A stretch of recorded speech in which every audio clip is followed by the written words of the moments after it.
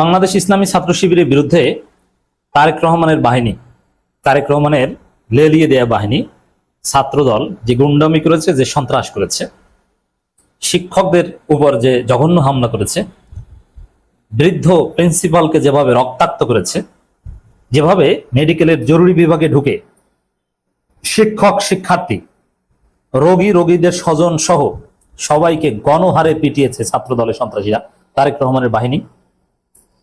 এই দৃশ্য দেখে বাংলাদেশের সেনাপ্রধান, বিশিষ্ট আলেম, বেদাত নিয়ে যিনি ওয়াজ করেন, জনাব ওয়াকারুজ্জামান হাসছেন, মিটিমিটি হাসছেন, এবং মনে মনে তিনি হয়তো ভাবছেন যে তারেক রহমান আপনি আসছেন, আপনাকে মাননীয় প্রধানমন্ত্রী বলি, আমরা শেল্টার দেই, মনে হয় আপনাকে আবার লন্ডন যেতে হবে। তারেক রহমানকে মনে হয় লন্ডন টানছে, তারেক রহমান মনে হয় লন্ডনকে খুব মিস করছে।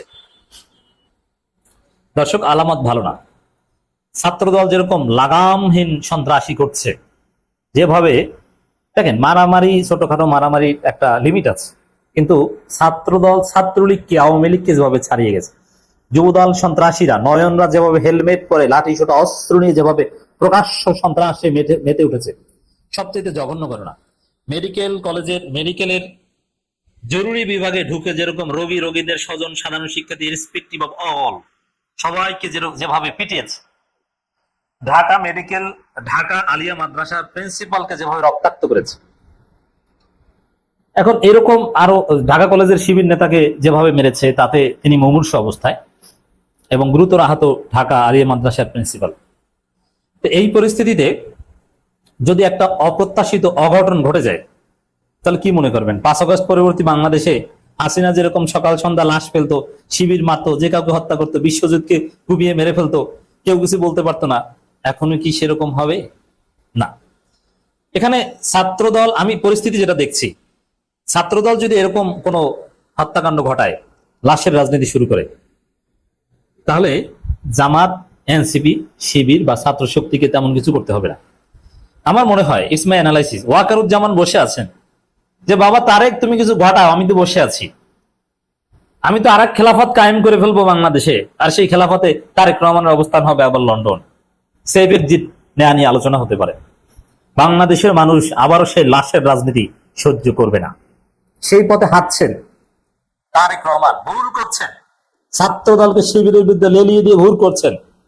শিবির যেহেতু পালাবে না, ক্যাম্পাসের 1 ইঞ্চি মাটিও ছাড়বে না, শিবির যেহেতু পাল্টা প্রতিরোধ গড়ে তুলবে, আজকে খেলা হয়েছে, আগামীকালও শিবির খেলবে। জগন্নাথ বিশ্ববিদ্যালয়ে শিবির পূর্ণ শক্তি নিয়ে ক্যাম্পাসে প্রবেশ করবে। কোন অনাকাঙ্ক্ষিত ঘটনা ঘটলে জনগণ সেটা মানবে না, প্রতিরোধ করবে, প্রতিবাদ করবে, একটা পর্যায়ে তার সুযোগ নেবে ওয়াকারুজ্জামান। এমনিতেই ভারত, ইসরায়েল, মার্কিন যুক্তরাষ্ট্র পেতে বসে আছে। সার্জিও গড় এসে তারেক রহমান, খলিলুর রহমানকে থ্রেট দিয়ে গেছেন, এদিকে জুলাই সনদ নিয়ে তালবাহানা করছেন। আওয়ামী শক্তি পেতে বসে আছে কিভাবে নির্বাচিত সরকারকে হটানো যায়। এখন নির্বাচিত সরকারকে যদি টিকতে হয়, তাহলে অবশ্যই জামাত, বিএনপি, এনসিপি ঐক্য লাগবে। কিন্তু সেই ঐক্য তো দূরের কথা, বরং বিরোধী দলীয় ছাত্র নেতাদের হত্যা করার একটা কর্মযজ্ঞ চলছে। যেভাবে এই রবিউল আলমদের তো দেখলেই মানুষ ভয় পায়। রবিউল ইসলাম নয়ন না রবিউল আলম নয়ন কে জানে, এদের বডি ল্যাঙ্গুয়েজ, অ্যাপিয়ারেন্স দেখলেই তো মানুষ ভয় পায়। এরা তো প্রফেশনাল, পেশাদার সন্ত্রাসী। এদের কথাবার্তা, আচার আচরণ A to Z পুরোপুরি সন্ত্রাস, কোন স্বাভাবিক কোন রাজনৈতিক সত্তা নয়। এদেরকে পোস্ট পজিশন দিয়ে, পদ দিয়ে স্ট্রেনদেন করছেন তারেক রহমান। একটা বিষয় দেখেন, বায়তুল মোকাররম এলাকায় শিবির যে বিক্ষোভ মিছিল করেছে, সেখানে সরাসরি তারেক রহমানকে দায়ী করেছেন। শিবিরের সমালোচনার বেশিরভাগ ছিল তারেক রহমানকে কেন্দ্র করে। আর ছাত্র দলের যে অ্যাপারেটাস, তাতে তারেক রহমানের নির্দেশনা ছাড়া এইভাবে পরিকল্পিত সন্ত্রাস দেশব্যাপী ছাত্রদল কিছুতেই করতে পারত না। অবশ্যই এখানে তারেক রহমানের ইন্ধন আছে, তার নির্দেশেই বা তার পরামর্শে কোন একটা বিশেষ উদ্দেশ্য হাসিলের জন্য এই ঘটনা ঘটেছে। আমি উদ্দেশ্যটা আগেই বলেছি, বিদ্যুৎ খাতে ভয়াবহ ব্যর্থতা, লোডশেডিং, গ্যাস সংকট, বিদ্যুতের ভুতুরে বিল এবং ইনফ্লেশন, অর্থনৈতিক অবস্থার দুরবস্থা, বেকারত্ব দূরীকরণ করতে পারছে না। এই যে সামগ্রিক অবস্থা, এগুলো থেকে জনগণের দৃষ্টি ভিন্ন দিকে ফেরাতে তারেক রহমান এই ঘটনা ঘটাতে পারে। যেমন উদ্দেশ্য কিন্তু একদিক থেকে সফল, হয়তোবা শিবিরকে ক্যাম্পাস ছাড়া করা যায়নি, বরং শিবির দফায় দফা প্রতিরোধ করে দিন শেষে তাদের বিজয় হয়েছে এবং সারা দেশে মানুষ বিএনপি ছাত্র দলকে সিসি করছে। কিন্তু আজকে দিনভর মানুষের সবার আলোচনা এই ছাত্র দলের হামলা নিয়ে, শিবিরের উপর। গ্যাসের দাম, ভুতুরে বিদ্যুৎ বিল, লোডশেডিং নিয়ে কোনো আলোচনা নাই। এর মানে এই দিক থেকে তারেক রহমান তো সফল। এখন এইসব শয়তানি ভাবে সফল হতে গেলে তার ফলাফল ওয়াকারুজ্জামান। আমি একটা প্রেডিকশন করি, বাংলাদেশে যদি তারেক রহমান সরকার টিকতে না পারেন, তাহলে পরবর্তী সরকার প্রধান মিস্টার ওয়াকারুজ্জামান, এটা কেউ ঠেকাতে পারবে না। কোনো গণঅভ্যুত্থান লাগবে না, অতদূর যাবে না পরিস্থিতি। ওয়াকারুজ্জামান 111 ঘটিয়ে দিবে। আর 111 যদি ঘটে যায়, আওয়ামী লীগকে ফিরিয়ে আনা লাগবে না, আওয়ামী লীগ অটো ফিরে আসবে। কোনো নিষেধাজ্ঞা প্রত্যাহার কিছু লাগবে না, অটো। তখন ইনক্লুসিভ রাজনীতি, মানে আওয়ামী লীগ বাংলাদেশে একদম ওপেনে রাজনীতি করবে। তখন প্রথম মারটা খাবে বিএনপি, আর জামাতের অনেকে মার খাবে। আবার জামাতের লোকজন তো গুপ্ত হয়ে যেতে পারে খুব সহজে। প্রতিকূল পরিবেশে রাজনীতি করার সক্ষমতা জামাতের আছে। তো দর্শক, আলামত ভালো দেখছি না। বিশেষ করে ঢাকা আলিয়ার প্রিন্সিপালকে যেভাবে রক্তাক্ত করা হয়েছে এবং আরো বিভিন্ন জায়গায় শিক্ষক, সাধারণ নাগরিক, রোগীদের স্বজনদেরকে যেভাবে আহত করা হয়েছে, এই আহত ঘটনা যদি নিহত পর্যায়ে পর্যন্ত আল্লাহ না করুক যায়, তাহলে ওয়াকারুজ্জামানরা বসে থাকবে না।